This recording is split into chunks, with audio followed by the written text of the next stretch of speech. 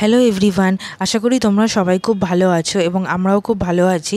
আমাদের একটা হসপিটালে আজকে আউটডোর চেকআপের জন্য যাওয়ার দরকার ছিল, তো সেজন্যই আমরা যাচ্ছিলাম। তো আমরা যে হসপিটালে যাচ্ছিলাম সেটা ছিল বিপি পোদ্দার হসপিটাল, তো নিউ আলিপুরে। তো এই জায়গাটা এমনই অদ্ভুত যে ওখানে কোনো বাস যায় না। ওখানে যেতে হলে মানে ওলা উবেরই আপনার ভরসা, অথবা কারো বাইক থাকলে বা পার্সোনাল কার থাকলে। আর না হলে বাসে করে গেলেও তো একটা এক জায়গায় নামতে হয়, সেখান থেকে নেবে অনেকটা কোনো অসুস্থ মানুষই তো হসপিটালে যায়। তো এখানে সেই অসুবিধাটা হয়, তো ট্রান্সপোর্টের প্রবলেম আছে।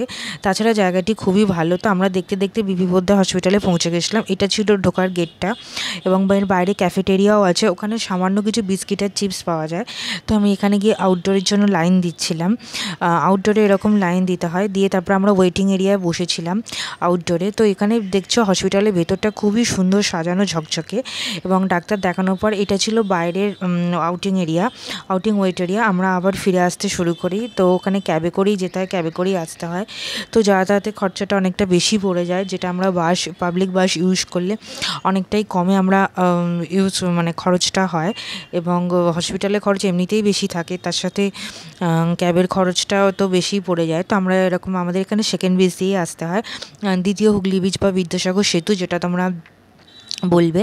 তো আসছিলাম বিকেলবেলা, সূর্যটা খুব সুন্দর লাগছিল, খুব সুন্দর সূর্যের আভাটা পড়ছিল এবং খুব সুন্দর দেখতে লাগছিল। তাই এটা তোমাদের সাথে একটু শেয়ার করে নিয়েছিলাম। তো বিপি পোদ্দার হসপিটালটা আমার যেরকম লেগেছিল আর কি, তো ওদের ব্যবহারটা খুবই ভালো।